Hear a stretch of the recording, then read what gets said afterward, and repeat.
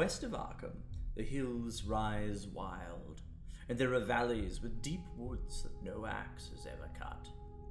There are dark, narrow glens where the trees slope fantastically, and where thin brooklets trickle without ever having caught the glint of sunlight. On the gentle slopes there are farms, ancient and rocky, with squat, moss-coated cottages brooding eternally over old New England ledges.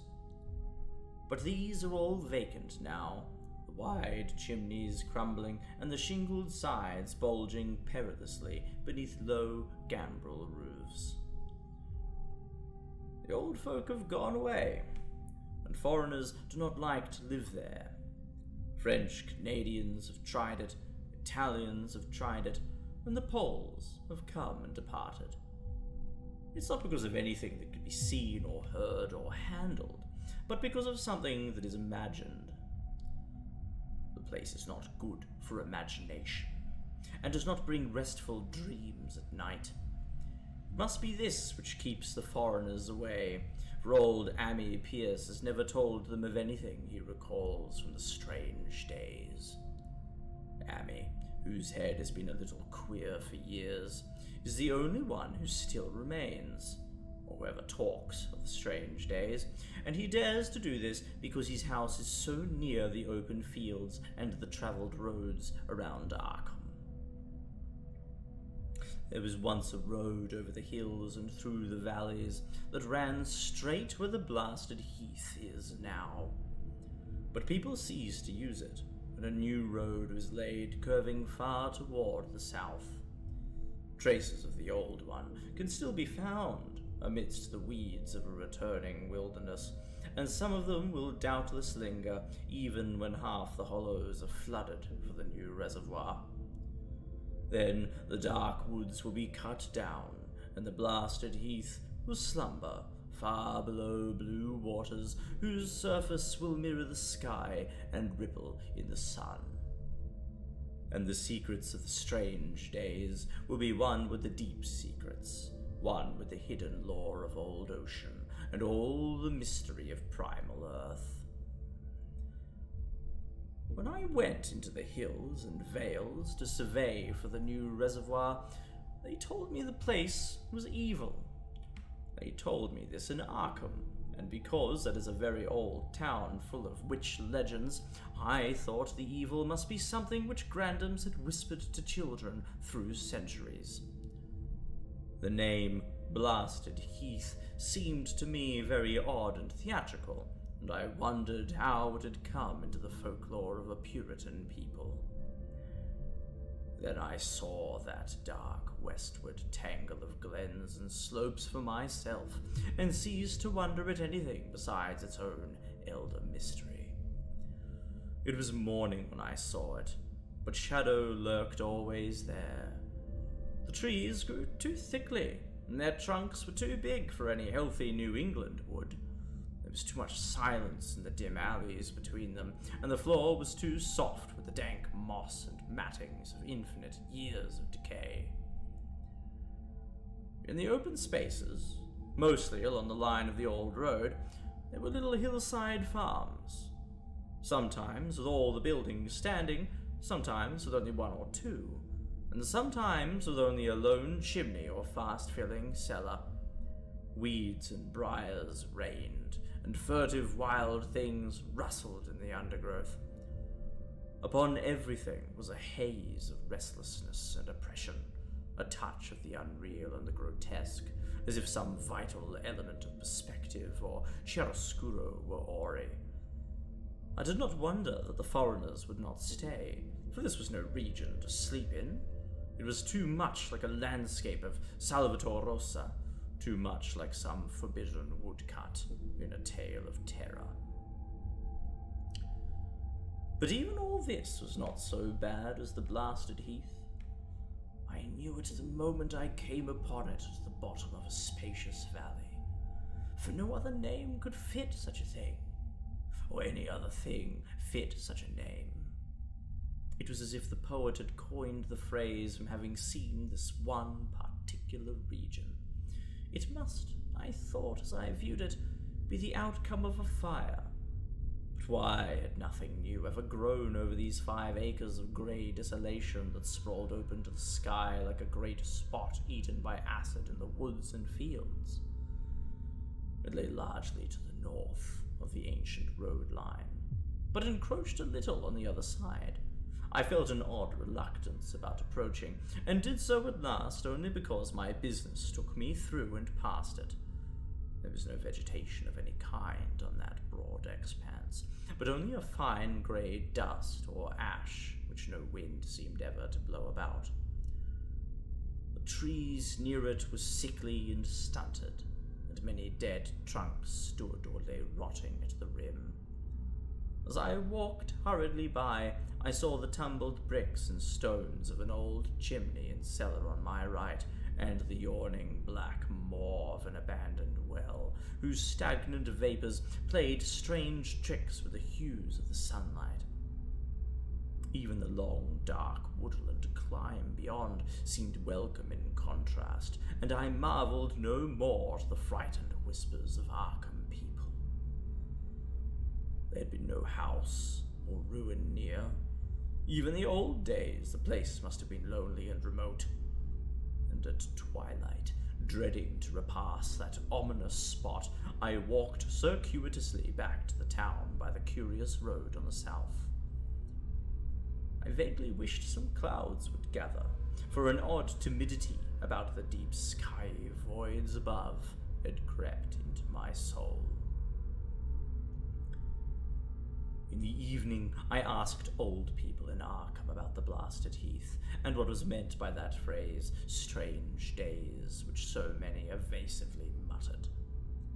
I could not, however, get any good answers, except that all the mystery was much more recent than I had dreamed.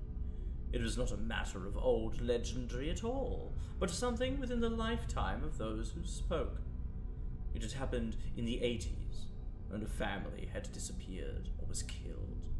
Speakers would not be exact, and because they all told me to pay no attention to old Ammi Pierce's crazy tales, I sought him out the next morning, having heard that he lived alone in the ancient tottering cottage where the trees first begin to get very thick. It was a fearsomely ancient place, and had begun to exude the faint miasmal odor which clings about houses that have stood too long. Only with persistent knocking could I rouse the aged man, and when he shuffled timidly to the door, could tell he was not glad to see me. He was not so feeble as I had expected, but his eyes drooped in a curious way, and his unkempt clothing and white beard made him seem very worn and dismal. Not knowing just how he could best be launched on his tales, I feigned a matter of business, told him of my surveying, and asked vague questions about the district.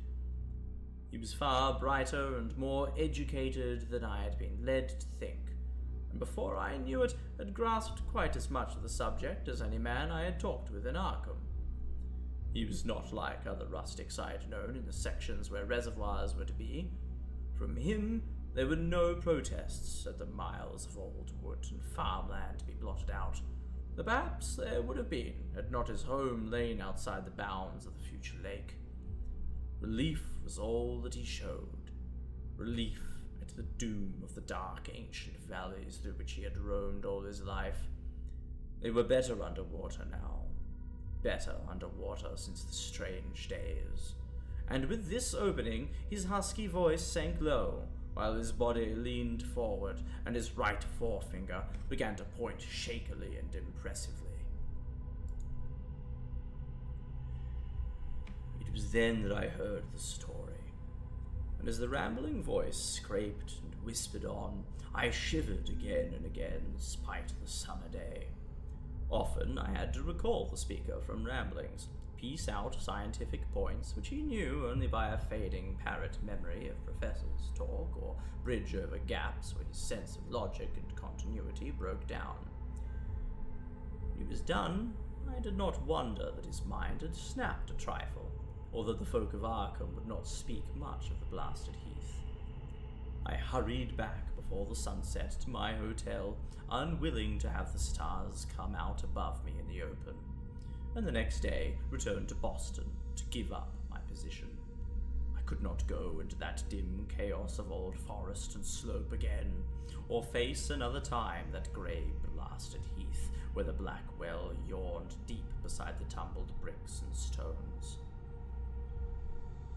The reservoir will soon be built now, and all those elder secrets will be safe forever under watery fathoms. But even then, I do not believe I would like to visit that country by night, at least not when the sinister stars are out, and nothing could bribe me to drink the new city water of Arkham. It all began, old Amy said, with the meteorite. Before that time there had been no wild legends at all since the witch trials, and even then these western woods were not feared half so much as the small island in the Miskatonic where the devil held court beside a curious lone altar older than the Indians. These were not haunted woods, and their fantastic dusk was never terrible till the strange days. Then there would come that white noontide cloud and string of explosions in the air, and that pillar of smoke from the valley far in the wood. And by night all Arkham had heard of the great rock that fell out of the sky and bedded itself in the ground beside the well of the Nahum Gardner place. That was the house which had stood where the blasted heath was to come. The trim, white Nahum Gardner house, amidst its fertile gardens and orchards. Nahum had come to town to tell people about the stone, and dropped in at Amy Pierce's on the way. Amy was 40 then, and all the queer things were fixed very strongly in his mind. He and his wife had gone with the 3 professors from Miskatonic University, who hastened out the next morning to see the weird visitor from unknown stellar space, and had wondered why Nahum had called it so large the day before. It had shrunk, Nahum said, as he pointed out the big brownish mound above the ribbed earth and charred grass near the archaic well sweep in his front yard. But the wise men answered that stones do not shrink. Its heat lingered persistently, and Nahum declared it had glowed faintly in the night. The professors tried it with a geologist's hammer and found it was oddly soft. It was, in truth, so soft as to be almost plastic, and they gouged rather than chipped a specimen to take back to the college for testing. They took it in an old pail borrowed from Nahum's kitchen, for even the small piece refused to grow cool. On the trip back, they stopped at Amy's to rest, and seemed thoughtful when Mrs. Pierce remarked that the fragment was growing smaller and burning the bottom of the pail. Truly, it was not large, but perhaps they had taken less than they thought. The day after that, all this was in June of '82, the professors had trooped out again in great excitement. As they passed Amy's, they told him what queer things the specimen had done, and how it had faded wholly away when they put it in a glass beaker. The beaker had gone too, and the wise men talked of the strange stone's affinity for silicon. It had acted quite unbelievably in that well-ordered laboratory, doing nothing at all and showing no occluded gases when heated on charcoal, being wholly negative in the borax bead, and soon proving itself absolutely non-volatile at any producible temperature, including that of the oxyhydrogen blowpipe. On an anvil, it appeared highly malleable, and in the dark, its luminosity was very marked. Stubbornly refusing to grow cool, it soon had the college in a state of real excitement, and when upon heating before the spectroscope it displayed shining bands, unlike any known colors of the normal spectrum, there was much breathless talk of new elements, bizarre optical properties, and other things which puzzled men of science are wont to say when faced by the unknown. Odd as it was, they tested it in a crucible with all the proper reagents. Water did nothing, hydrochloric acid was the same, nitric acid and even aqua regia merely hissed and spattered against its torrid invulnerability. Amy had difficulty in recalling all these things, but recognized some solvents as I mentioned them in the usual order of use. There were ammonia and caustic soda, alcohol and ether, nauseous carbon disulfide, and a dozen others. But although the weight grew steadily less as time passed, and the fragment seemed to be slightly cooling, there was no change in the solvents to show that they had attacked the substance at all. It was a metal, though, beyond a doubt. It was magnetic, for one thing, and after its immersion in the acid solvents, there seemed to be faint traces of the Widmanstatten figures found on meteoric iron. When the cooling had grown very considerable, the testing was carried on in glass, and it was in a glass beaker that they left all the chips made of the original fragment during the work. The next morning, both chips and beaker were gone without trace, and only a charred spot marked the place on the wooden shelf where they had been. All this the professors told Amy as they paused at his door, and once more he went with them to see the stony messenger from the stars, though this time his wife did not accompany him. It had now most certainly shrunk, and even the sober professors could not doubt the truth of what they saw. All around the dwindling brown lump near the well was a vacant space, except where the earth had caved in, and whereas it had been a good 7 feet across the day before, it was now scarcely 5. It was still hot, and the sages studied its surface curiously as they detached another and larger piece with hammer and chisel. They gouged deeply this time, and as they pried away the smaller mass, they saw that the core of the thing was not quite homogeneous. They had uncovered what seemed to be the side of a large coloured globule embedded in the substance. The colour, which resembled some of the bands in the meteor's strange spectrum, was almost impossible to describe, and it was only by analogy that they called it colour at all. Its texture was glossy, and upon tapping it, appeared to promise both brittleness and hollowness. One of the professors gave it a smart blow with a hammer, and it burst with a nervous little pop. Nothing was emitted, and all trace of the thing vanished with the puncturing. It left behind a hollow spherical space about 3 inches across, and all thought it probable that others would be discovered as the enclosing substance wasted away. Conjecture was vain. So after a futile attempt to find additional globules by drilling, the seekers left again with their new specimen, which proved, however, as baffling in the laboratory as its predecessor. Aside from being almost plastic, having heat, magnetism, and slight luminosity, cooling slightly in powerful acids, possessing an unknown spectrum, wasting away in air, and attacking silicon compounds with mutual destruction as a result, it presented no identifying features whatsoever. At the end of the tests, the college scientists were forced to own that they could not place it. It was nothing of this earth, but a piece of the great outside, and as such, dowered with outside properties and obedient to outside laws. That night there was a thunderstorm, and when the professors went out to Nahum's the next day, they met with a bitter disappointment. The stone, magnetic as it had been, must have had some peculiar electrical property, for it had drawn the lightning, as Nahum said with a singular persistence. 6 times within an hour, the farmer saw the lightning strike the furrow in the front yard, and when the storm was over, nothing remained but a ragged pit by the ancient well sweep, half choked with a caved-in earth. Digging had borne no fruit, and the scientists verified the fact of the utter vanishment. The failure was total, so that nothing was left to do but go back to the laboratory and test again the disappearing fragment left carefully cased in lead. That fragment lasted a week, at the end of which nothing of value had been learned of it.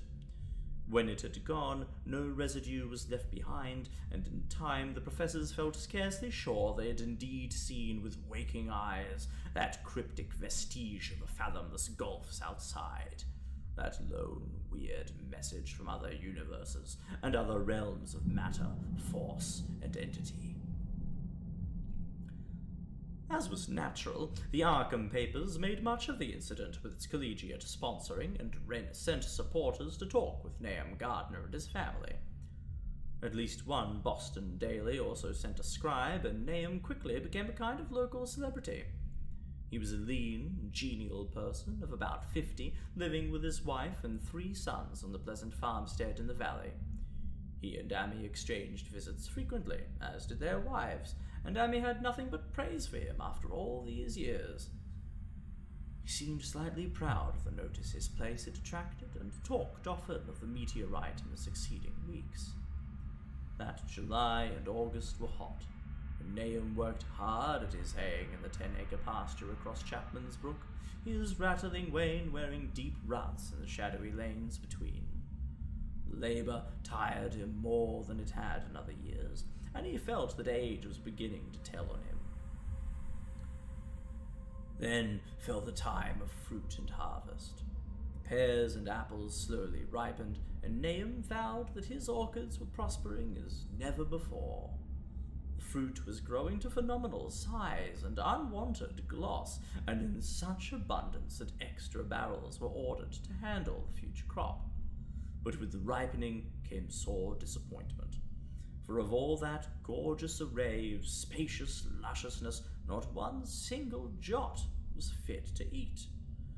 Into the fine flavor of the pears and apples had crept a stealthy bitterness and sickishness, so that even the smallest bites induced a lasting disgust. It was the same with the melons and tomatoes, and Nahum sadly saw that his entire crop was lost. Quick to connect events, he declared that the meteorite had poisoned the soil, and thanked heaven that most of the other crops were in the upland lot along the road. Winter came early, and was very cold. Annie saw Nahum less often than usual, and observed that he'd begun to look worried. The rest of his family, too, seemed to have grown taciturn, and were far from steady in their church-going or their attendance at the various social events of the countryside. For this reserve or melancholy no cause could be found, though all the household confessed now and then to poorer health and a feeling of vague disquiet. Nahum himself gave the most definite statement of anyone when he said he was disturbed about certain footprints in the snow. They were the usual winter prints of red squirrels, white rabbits, and foxes, but the brooding farmer professed to see something not quite right about their nature and arrangement. He was never specific, but appeared to think that they were not as characteristic of the anatomy and habits of squirrels and rabbits and foxes as they ought to be. Amy listened without interest to this talk until one night when he drove past Nahum's house in his sleigh on the way back from Clark's Corner. There had been a moon, and a rabbit had run across the road, and the leaps of that rabbit were longer than either Amy or his horse liked. The latter, indeed, had almost run away when brought up by a firm rein. Thereafter, Amy gave Nahum's tales more respect, and wondered why the Gardner dogs seemed so cowed and quivering every morning. They had, it developed, nearly lost the spirit to bark. In February, the McGregor boys from Meadow Hill were out shooting woodchucks, and not far from the Gardner place bagged a very peculiar specimen. The proportions of its body seemed slightly altered in a queer way, impossible to describe, while its face had taken on an expression which no one ever saw in a woodchuck before. The boys were genuinely frightened, and threw the thing away at once, so that only their grotesque tales of it ever reached the people of the countryside. But the shying of horses near Nahum's house had now become an acknowledged thing, and all the basis for a cycle of whispered legend was fast taking form. People vowed that the snow melted faster around Nahum's than it did anywhere else, and early in March there was an odd discussion in Potter's General Store at Clark's Corners. Stephen Rice had driven past Gardner's in the morning, and had noticed the skunk cabbages coming up through the mud by the woods across the road. Never were things of such size seen before, and they held strange colors that could not be put into any words. Their shapes were monstrous, and the horse had snorted at an odor which struck Stephen as wholly unprecedented. That afternoon, several persons drove past as to see the abnormal growth, and all agreed that plants of that kind ought never to sprout in a healthy world. The bad fruit of the fall before was freely mentioned, and it went from mouth to mouth that there was poison in Nahum's ground. Of course, it was the meteorite, and remembering how strange the men from the college had found that stone to be, several farmers spoke about the matter to them. One day they paid Nahum a visit, but having no love of wild tales and folklore, were very conservative in what they inferred. The plants were certainly odd, but all skunk cabbages are more or less odd in shape and hue. Perhaps a mineral element from the stone had entered the soil, but it would soon be washed away. And as for the footprints and frightened horses, of course this was mere country talk which such a phenomenon as the aerialite would be certain to start. There was really nothing for serious men to do in cases of wild gossip. For superstitious rustics will say and believe anything, and so all through the strange days the professors stayed away in contempt. Only one of them, when given 2 files of dust for analysis and a police job over a year and a half later, recalled that the queer color of that skunk cabbage had been very like one of the anomalous bands of light shown by the meteor fragment in the college spectroscope, and like the brittle globule found embedded in the stone from the abyss. The samples in this analysis case gave the same odd bands at first, though later they lost the property. The trees budded prematurely around Nahum's, and at night they swayed ominously in the wind. Nahum's second son, Thaddeus, a lad of 15, swore that they swayed also when there was no wind. But even the gossips could not credit this. Certainly, however, restlessness was in the air. The entire Gardner family developed the habit of stealthy listening, though not for any sound which they could consciously name. The listening was, indeed, rather a product of moments when consciousness seemed half to slip away. Unfortunately, such moments increased week by week, till it became common speech that something was wrong with all Nahum's folks. When the early saxifrage came out, it had another strange color, not quite like that of the skunk cabbage, but plainly related and equally unknown to anyone who saw it. Nahum took some blossoms to Arkham and showed them to the editor of the Gazette, but that dignitary did no more than write a humorous article about them, in which the dark fears of rustics were held up to polite ridicule. It was a mistake of Nahum's to tell a story, a stolid city man, about the way the great, overgrown morning cloak butterflies behaved in connection with these saxifrages. April brought a kind of madness to the country folk, and began that disuse of the road past Nahum's which led to its ultimate abandonment. It was the vegetation. All the orchid trees blossomed forth in strange colors, and through the stony soil of the yard and adjacent pasturage there sprang up a bizarre growth which only a botanist could connect with the proper flora of the region. No sane, wholesome colors were anywhere to be seen, except in the green grass and leafage, but everywhere were those hectic and prismatic variants of some diseased underlying primary tone without a place among the known tints of earth. The Dutchman's breeches became a thing of sinister menace, and the bloodroots grew insolent in their chromatic perversion. Amy and the gardeners thought that most of the colors had a sort of haunting familiarity, and decided that they reminded one of the brittle globule in the meteor. Nahum plowed and sowed the 10-acre pasture in the upland lot, but did nothing with the land around the house. He knew it would be of no use, and hoped that the summer's strange growths would draw all the poison from the soil. He was prepared for almost anything now, and had grown used to the sense of something near him waiting to be heard. The shunning of his house by neighbors told on him, of course, but it told on his wife more. The boys were better off being at school each day. but they could not help being frightened by the gossip. Thaddeus, an especially sensitive youth, suffered the most. In May, the insects came, and Nahum's place became a nightmare of buzzing and crawling.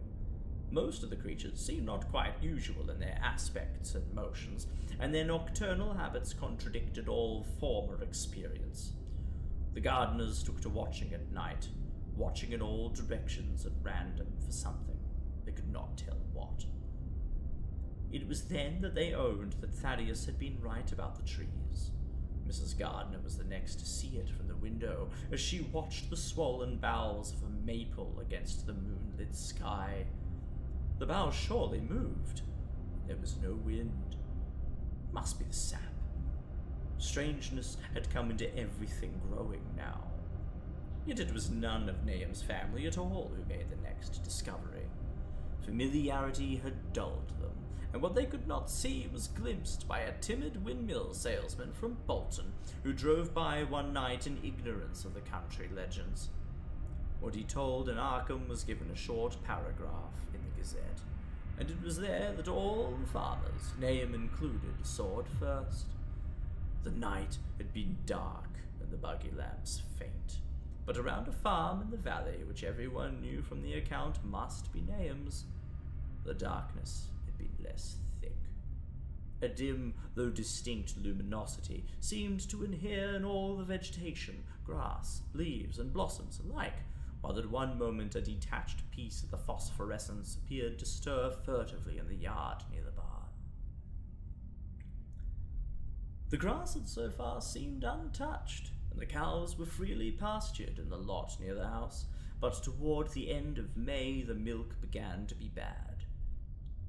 Then Nahum had the cows driven to the uplands, after which this trouble ceased.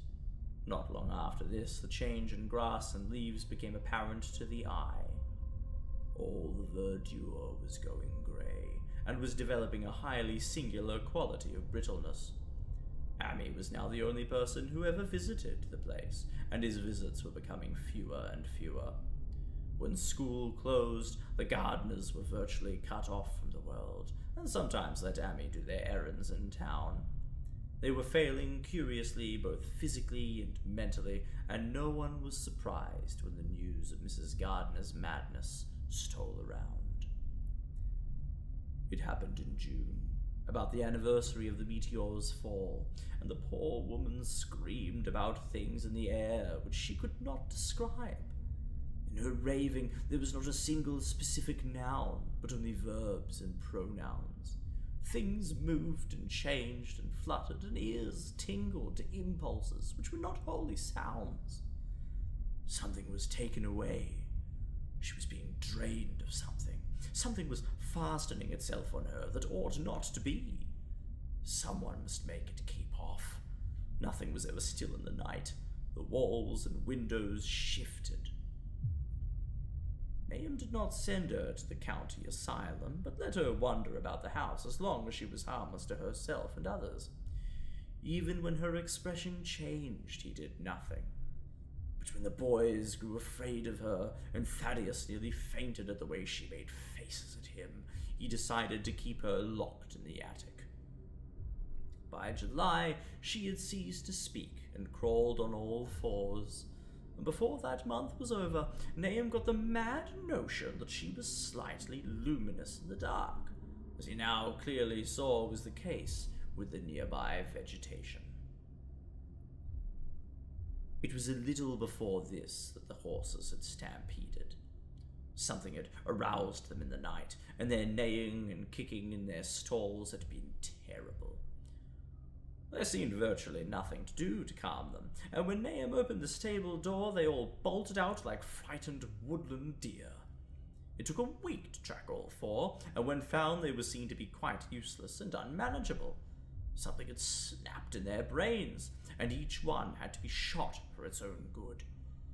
Nahum borrowed a horse from Amy for his haying, but found it would not approach the barn.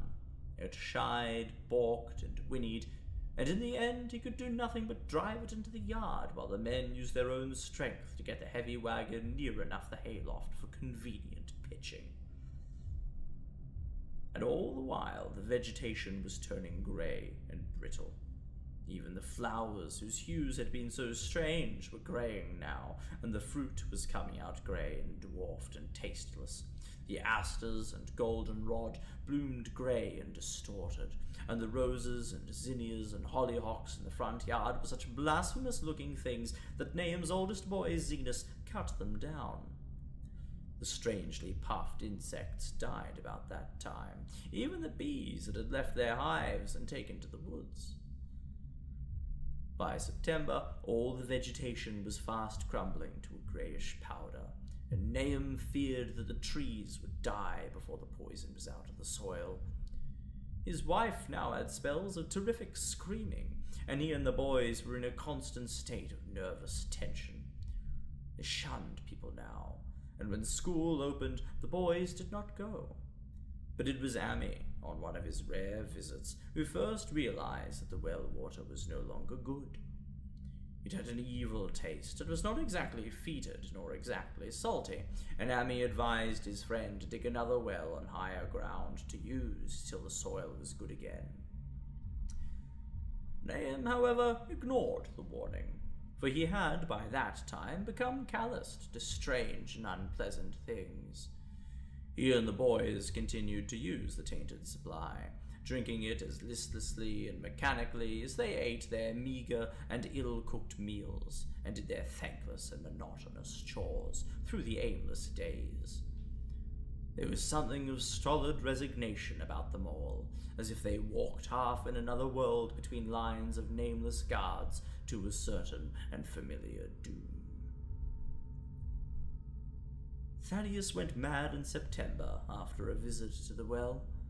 He had gone with a pail and had come back empty-handed, shrieking and waving his arms, and sometimes lapsing into an inane titter or a whisper about the moving colours down there. 2-in-1 family was pretty bad, but Nahum was very brave about it. He let the boy run about for a week until he began stumbling and hurting himself, and then he shut him in an attic room across the hall from his mother's.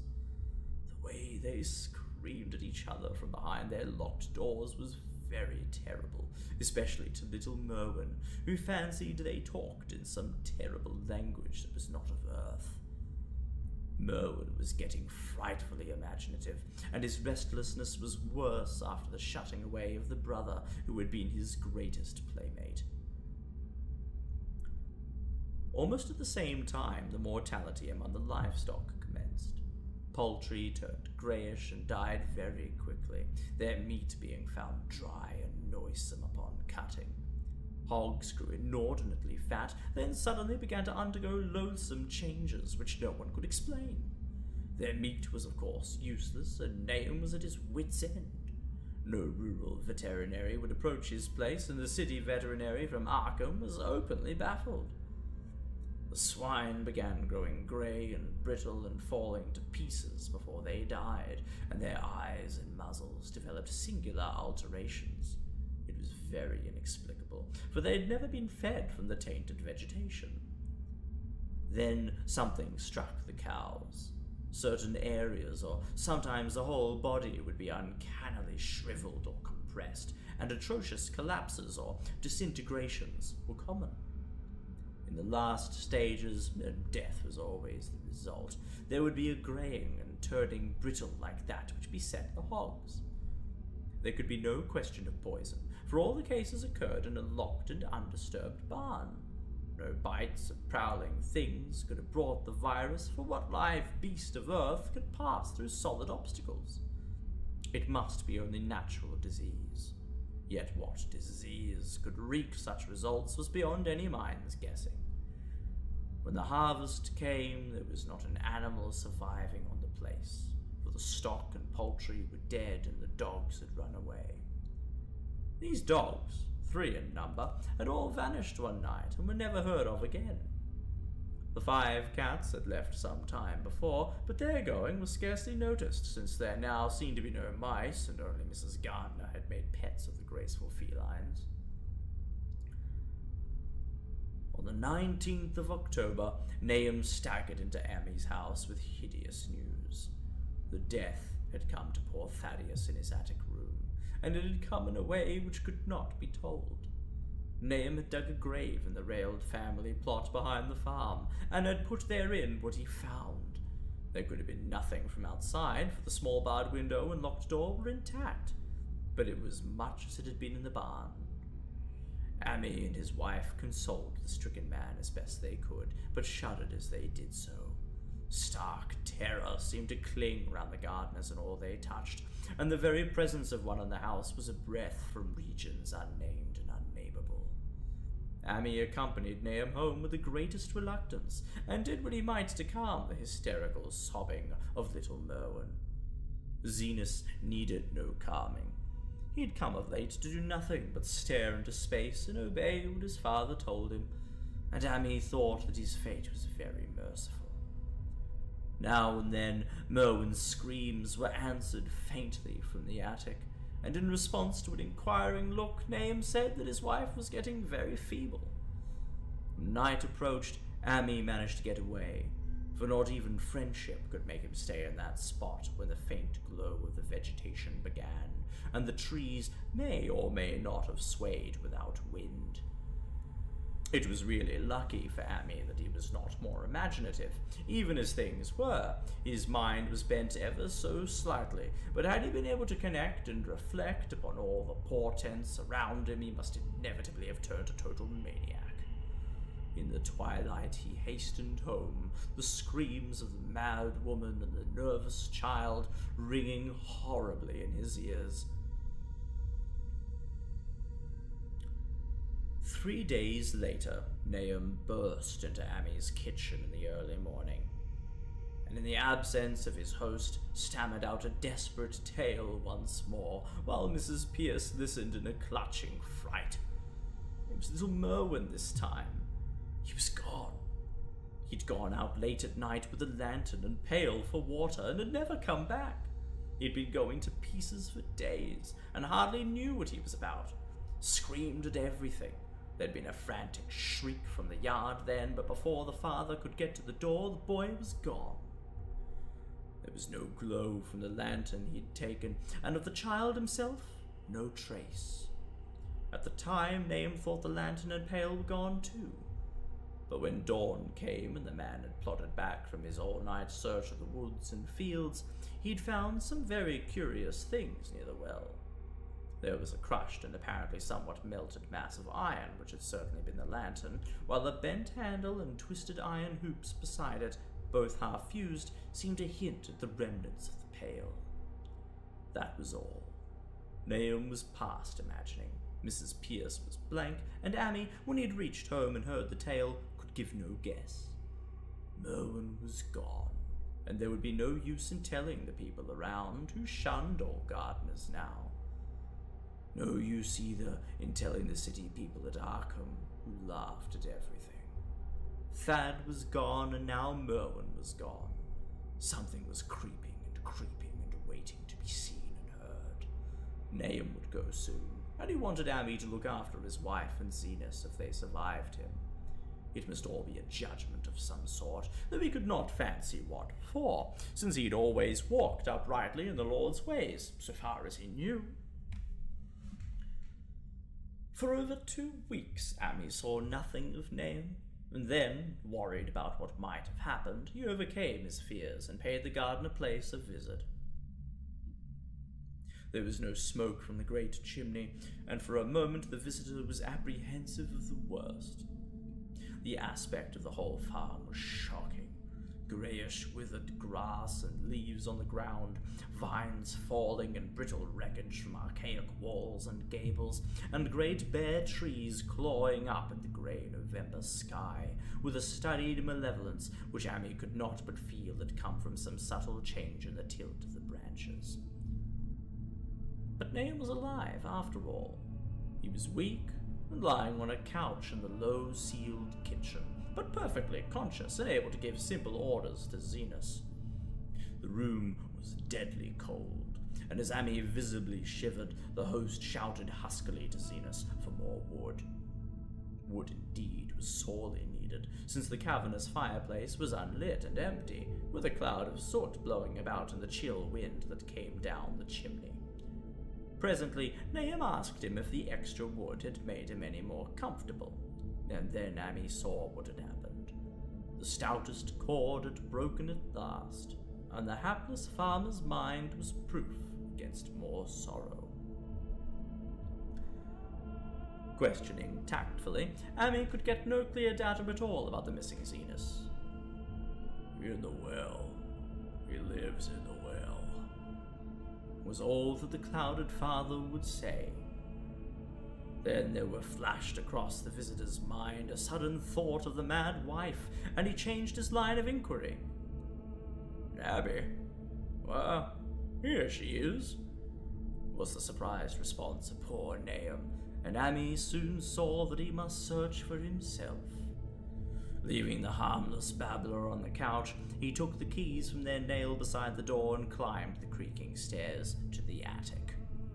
It was very close and noisome up there, and no sound could be heard from any direction. Of the 4 doors in sight, only one was locked, and on this he tried various keys of the ring he had taken. The 3rd key proved the right one, and after some fumbling, Amy threw open the low white door. It was quite dark inside, for the window was small and half obscured by the crude wooden bars, and Amy could see nothing at all on the wide planked floor. The stench was beyond enduring, and before proceeding further, he had to retreat to another room and return with his lungs filled with breathable air.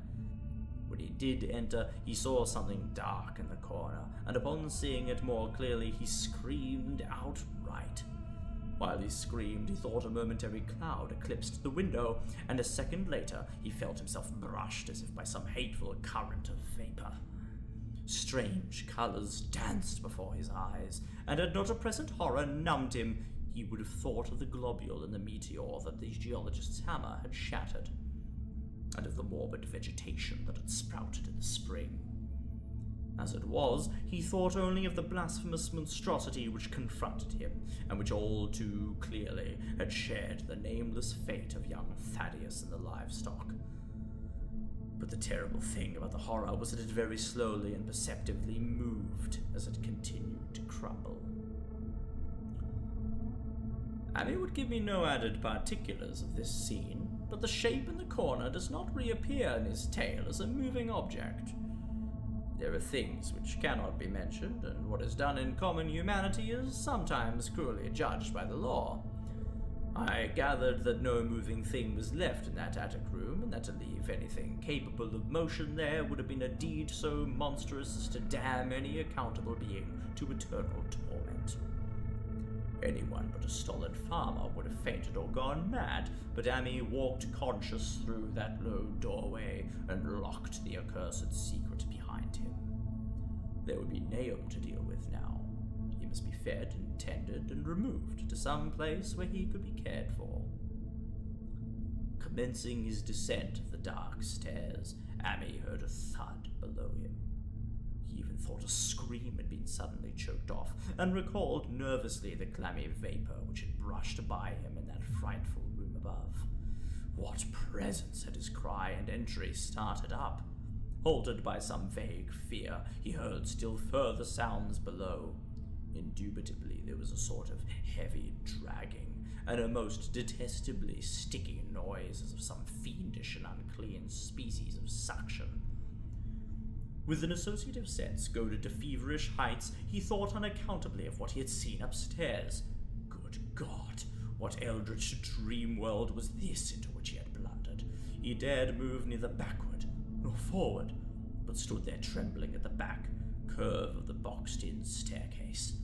Every trifle of the scene burned itself into his brain.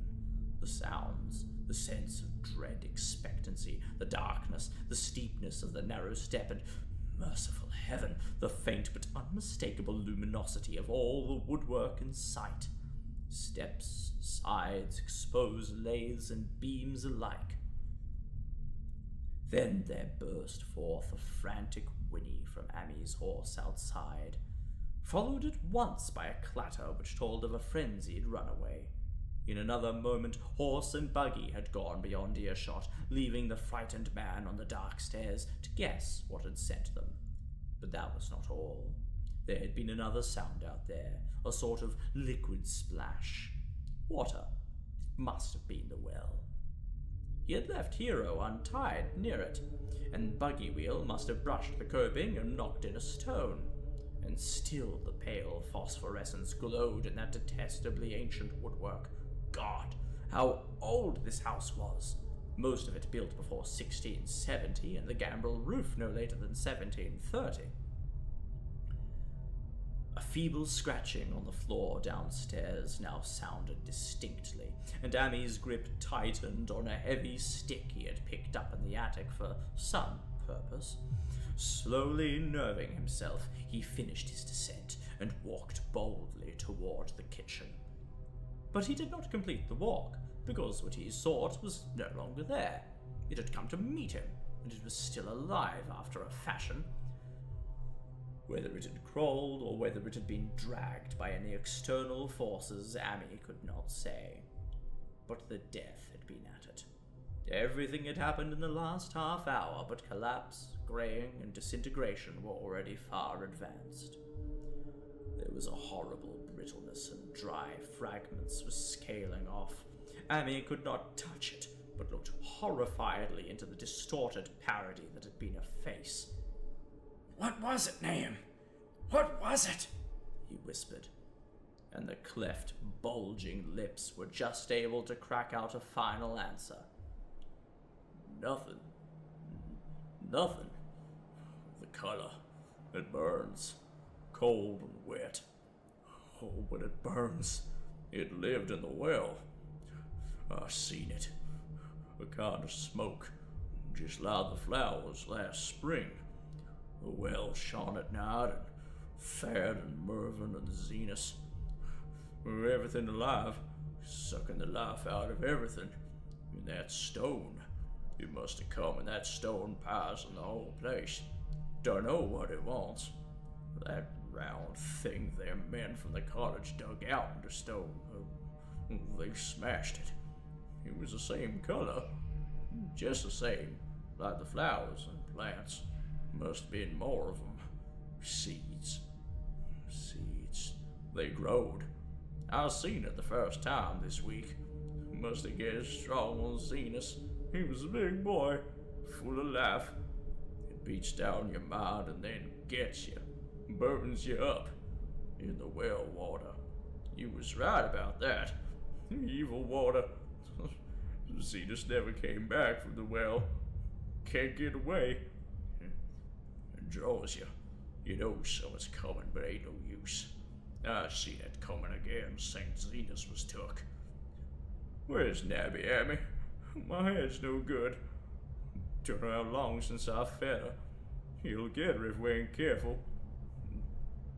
Just a color. Her face is getting to have that color sometimes towards night.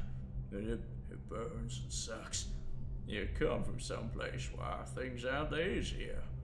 One of them professors said so. He was right. Look out, Amy. It'll do something more. Sucks the life out. But that was all. That which spoke could speak no more because it had completely caved in.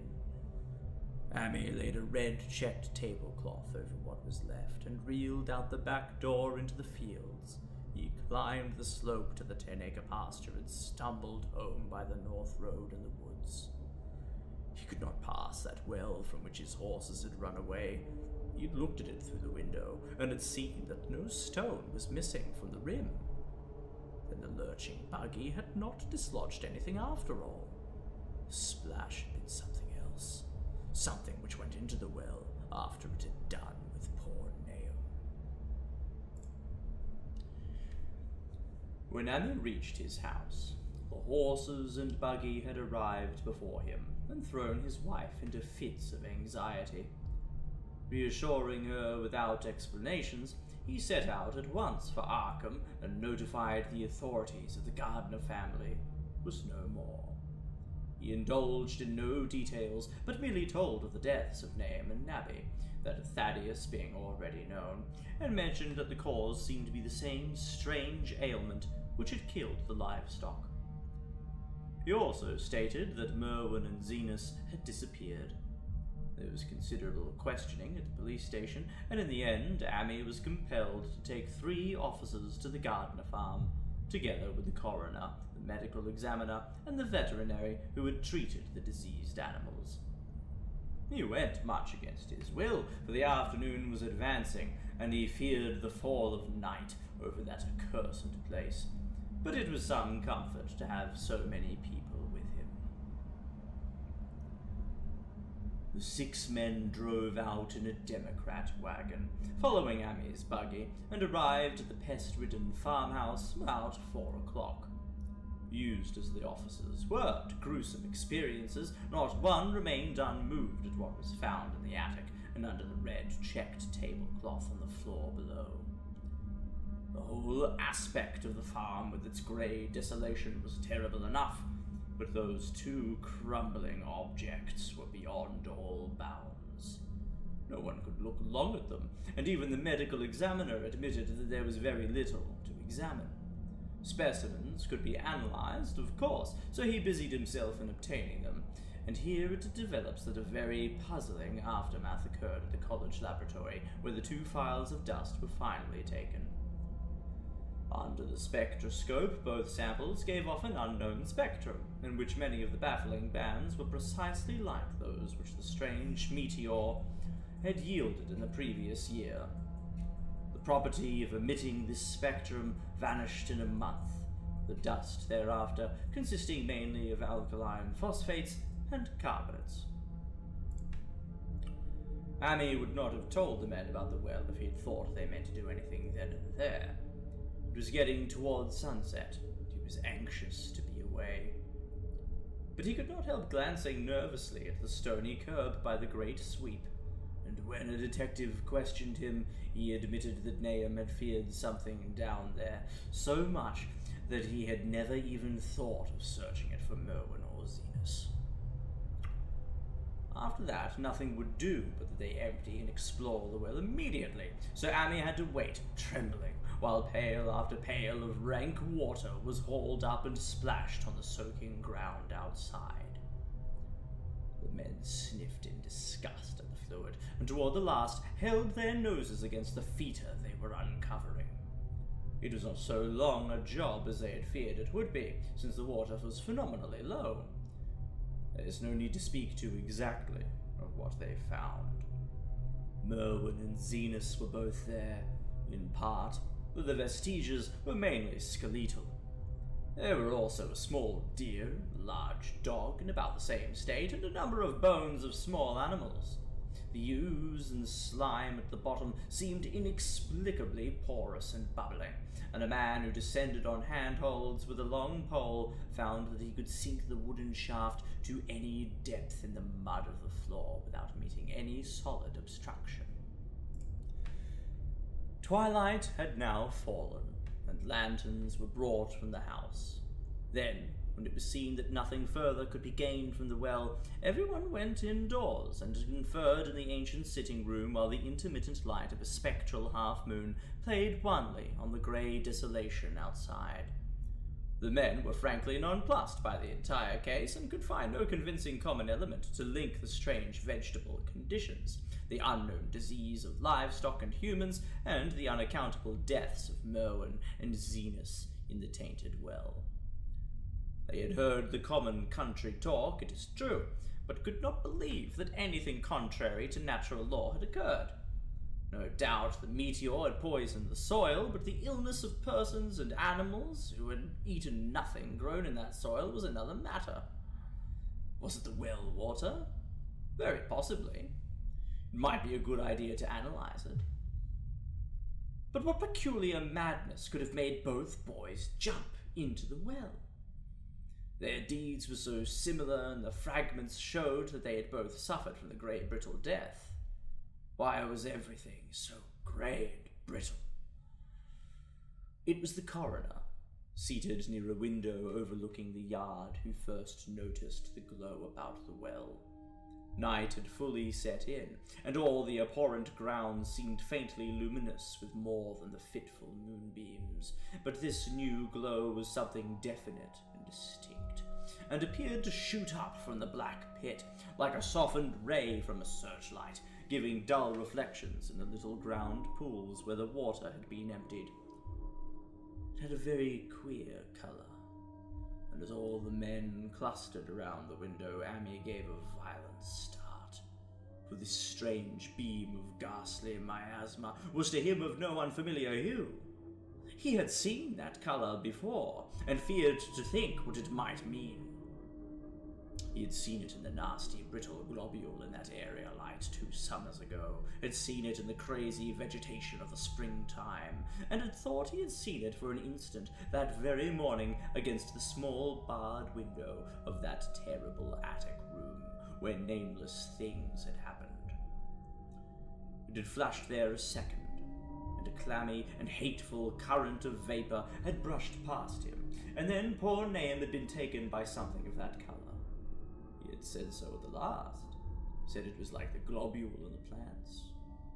After that had come the runaway in the yard and the splash in the well, and now that well was belching forth to the night a pale, insidious beam of the same demoniac tint. It does credit the alertness of Amy's mind that he puzzled even at that tense moment over a point which was essentially scientific. He could not but wonder at his gleaming of the same impression from a vapor glimpsed in the daytime against a window opening on the morning sky, and from a nocturnal exhalation seen as a phosphorescent mist against the black and blasted landscape. It wasn't right. It was against nature. And he thought of those terrible last words of his stricken friend. "It come from some place where things ain't as they is here. One of them professors said so." All 3 horses outside, tied to a pair of shriveled saplings by the road, were now neighing and pawing frantically. The wagon driver started for the door to do something, but Amy laid a shaky hand on his shoulder. "Don't go out there," he whispered. "There's more to this nor what we know. Nahum said something lived in the well that sucks your life out. He said it must be some growed from the round ball, like one we all seen in the meteor stone that fell a year ago, June. Sucks and burns, he said. It's just a cloud of color like that light out there now that you can hardly see.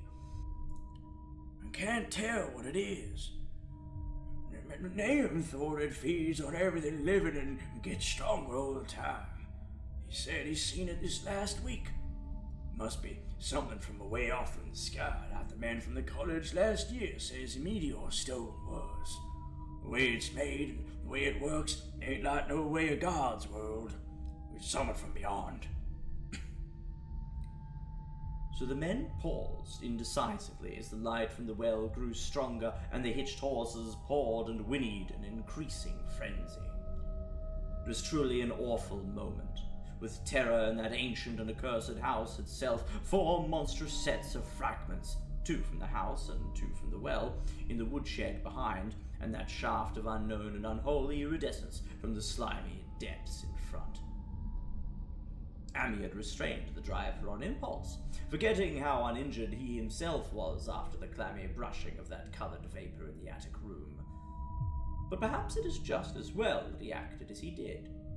No one will ever know what was roared that night, and though the blasphemy from beyond had not so far hurt any human of unweakened mind, there's no telling what it might not have done at that last moment, and with its seemingly increased strength and the special signs of purpose it was soon to display beneath the half-clouded, moonlit sky. All at once, one of the detectives at the window gave a short, sharp gasp.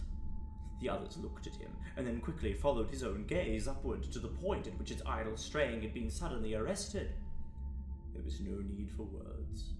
What had been disputed in country gossip was disputable no longer. And it is because of the thing which every man of that party agreed in whispering later on, that the strange days were never talked about in Arkham.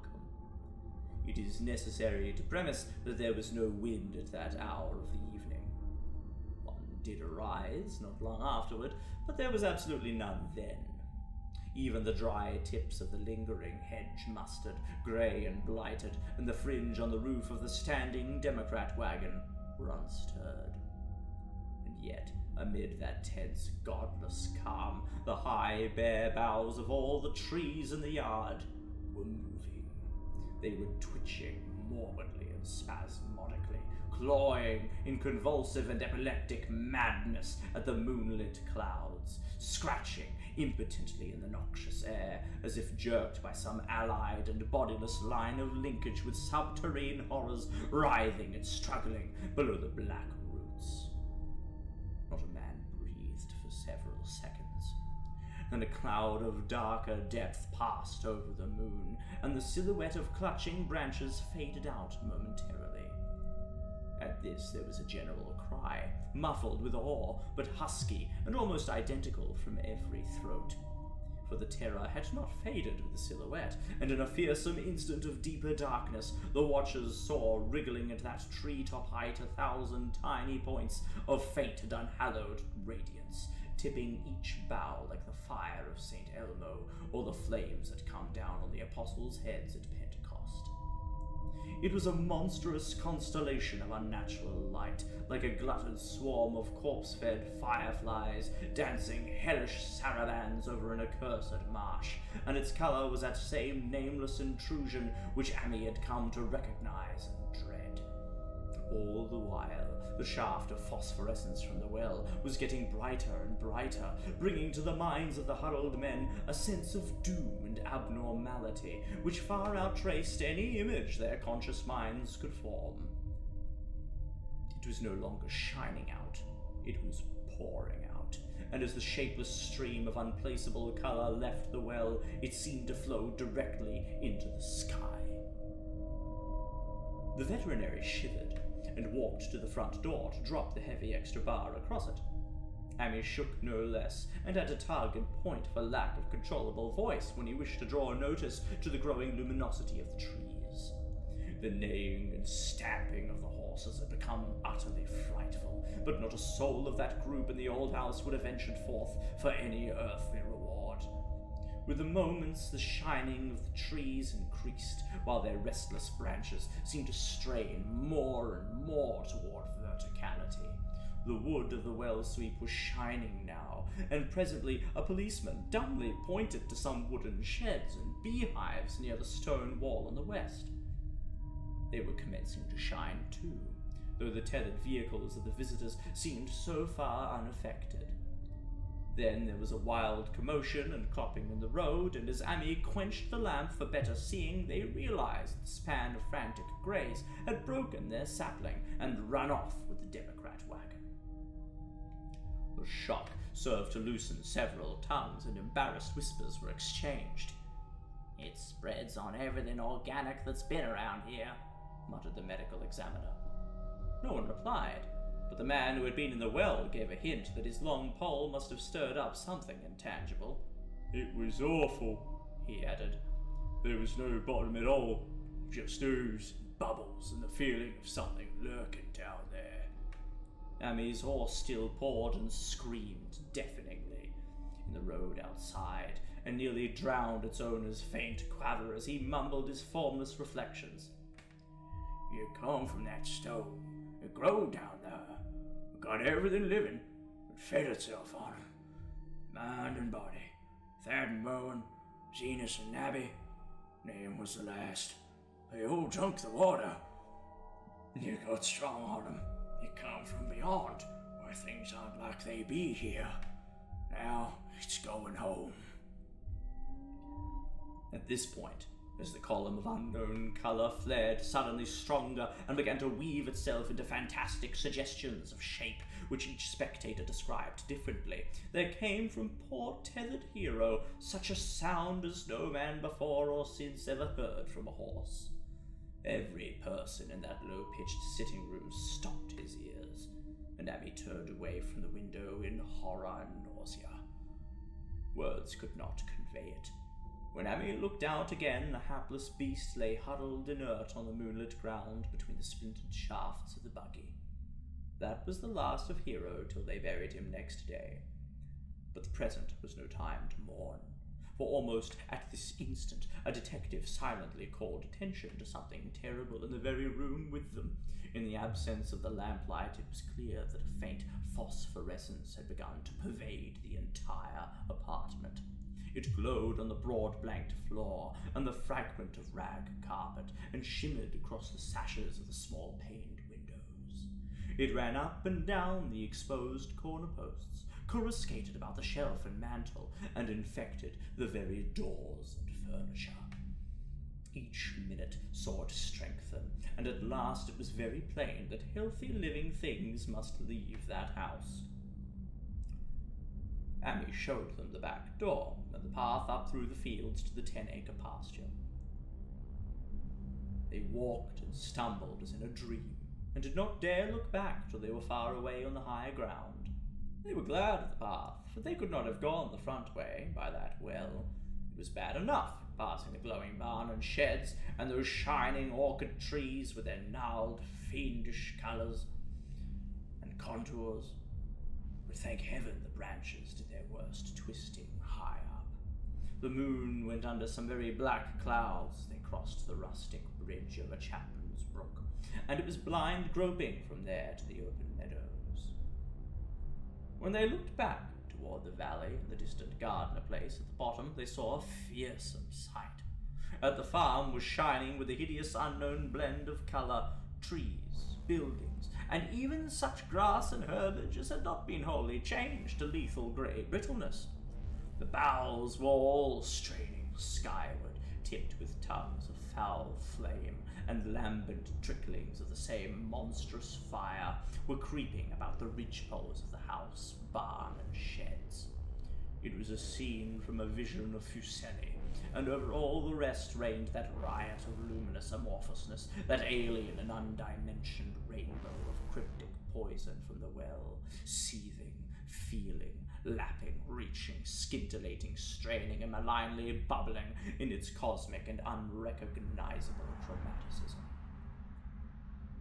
Then, without warning, the hideous thing shot vertically up toward the sky like a rocket or meteor, leaving behind no trail, and disappearing through a round and curiously regular hole in the clouds before any man could gasp or cry out. No watcher can ever forget that sight, and Amy stared blankly at the stars of Cygnus, Deneb, twinkling above the others, where the unknown colour had melted into the Milky Way. But his gaze was the next moment called swiftly to earth by the crackling in the valley. It was just that, only a wooden ripping and crackling, and not an explosion, or so many others of the party vowed. The outcome was the same, for in one feverish kaleidoscopic instant there burst up from that doomed and accursed farm a gleamingly eruptive cataclysm of unnatural sparks and substance, blurring the glance of the few who saw it, and sending forth to the zenith a bombarding cloudburst of such coloured and fantastic fragments as our universe must needs disown. Through quickly reclosing vapours they followed the great morbidity that had vanished, and in another second they had vanished too. Behind and below was only a darkness to which the men dared not return, and all about was a mounting wind which seemed to sweep down in black floor gusts from interstellar space. It shrieked and howled and lashed the fields and distorted woods in a mad cosmic frenzy, till soon the trembling party realized it would be no use waiting for the moon to show what was left down there at Nahum's. Too awed even to hint theories, the 7 shaking men trudged back toward Arkham by the North Road. Amy was worse than his fellows, and begged them to see him inside his own kitchen instead of keeping straight on to town. He did not wish to cross the blighted, wind-whipped woods alone to his home on the main road, for he'd had an added shock that the others were spared, and was crushed forever with a brooding fear he dared not even mention for many years to come. As the rest of the watchers on that tempestuous hill had stolidly set their faces toward the road, Amy had looked back an instant at the shadowed valley of desolation so lately sheltering his ill-starred friend. And from that stricken, faraway spot, he'd seen something feebly rise, only to sink down again upon the place from which the great shapeless horror had shot into the sky. It was just a colour, but not any colour of our earth or heavens. And because Amy recognized that colour, and knew that this last faint remnant must still lurk down there in the well, it has never been quite right since. Amy would never go near the place again. It is 44 years now since the horror happened, but he has never been there, and will be glad when the new reservoir blots it out. I should be glad too, for I do not like the way the sunlight changed colour around the mouth of that abandoned well I passed. I hope the water will always be very deep, but even so, I shall never drink it. I do not think I shall visit the Arkham country hereafter. 3 of the men who had been with Amy returned the next morning to see the ruins by daylight, but there were not any real ruins, only the bricks of the chimney, the stones of the cellar, some mineral and metallic litter here and there, and the rim of that nefandous well. Save for Amy's dead horse, which they towed away and buried, and the buggy which they shortly returned to him, everything that had ever been living had gone. 5 eldritch acres of dusty grey desert remained, nor has anything ever grown there since. To this day it sprawls open to the sky, like a great spot eaten by acid in the woods and fields, and the few who have ever dared glimpse it in spite of the rural tales have named it the Blasted Heath. The rural tales are queer. They might be even queerer if city men and college chemists could be interested enough to analyze the water from that disused well, or the grey dust that no wind seems to disperse. Botanists, too, ought to study the stunted flora on the borders of that spot, for they might shed light on the country notion that the blight is spreading.